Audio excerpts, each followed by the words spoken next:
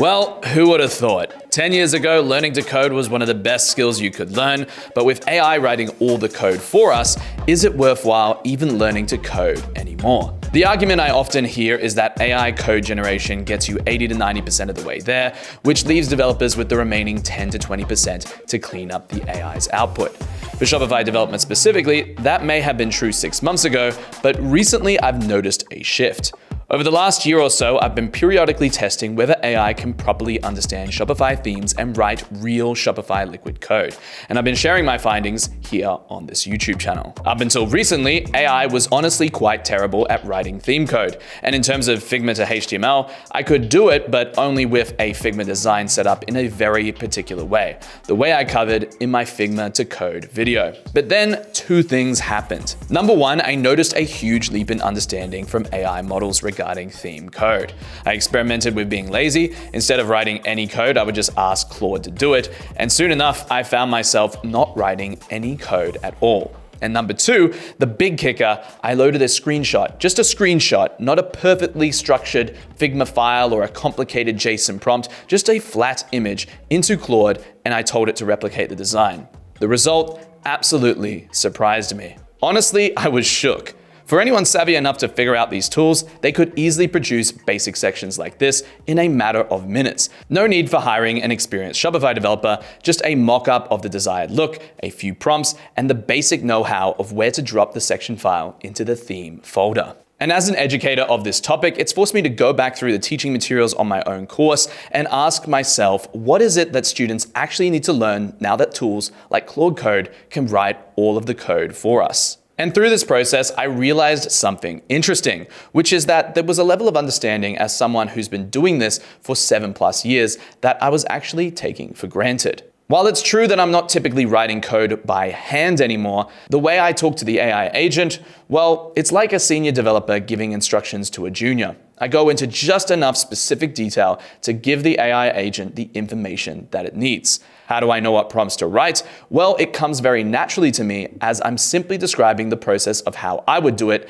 and then passing it off to the AI to complete instead. Ironically, I took this over with Claude and it told me that nowadays, the goal isn't to learn to code, it's to learn to think in code. Indeed, learning specific syntax is no longer important, but the concepts dictating the code that gets written is. It then recommended that you, my students, just need enough code literacy to look at what AI produced and know if it looks right. Not write it from scratch, but audit it. This is a lower bar, but it's not 0. So is it now worthless to learn to code? The answer is actually no. And the reason why is that when you learn to code, it's not just the syntax you're learning. That has actually always been the easy part. It's learning the why behind what you're writing that truly matters. Now, to get back to the example of replicating the HTML and CSS of a section on another website with just a screenshot, I have to admit that yes, a screenshot like this holds a lot of information about the desired look. And now, if the design is simple enough, AIs can read this and reproduce the look. That screenshot is still somewhat of a prompt, but in a different format. In this situation, if the requirement is purely visual and a detailed mockup like this is provided, the need for a developer becomes more minimal. But to make this section into a Shopify section where each part can be edited in the online store editor of the theme, I actually wrote this prompt initially before feeding it the screenshot. And this prompt does demonstrate some level of Shopify domain expertise, as well as the required language to get the AI to understand the task. This is a basic example of deploying some Shopify development expertise, which in this particular example, I could easily teach you in a few minutes, but Shopify development is not always this straightforward. For example, I recently worked with some experienced developers on a site migration from Magento over to Shopify, and there was a bunch of things about Shopify that I needed to explain to them. One of which was the concept of how Shopify Liquid only runs on page load and how we get around that using JavaScript. For me personally, I've enjoyed the change in role from being predominantly a coder to now of an AI prompter. And I think a lot of developers agree that prompting, when done well, is a more enjoyable experience than having to write code manually. That all being said, what does this mean for you as a student of Shopify development? It means that writing code by hand is okay at first to understand what it is you're writing, but beyond that, you should be using AI as much as possible, which is the reason why I've now added a module covering my new development workflow workflow using AI to shopifythemedeveloper.com at no extra cost. While an overview lesson on general theme development workflow already exists within the course, in this new module, I show students in real time how to set up the tools, how to connect the tools, and how to work with the tools in this new era of AI-powered Shopify development.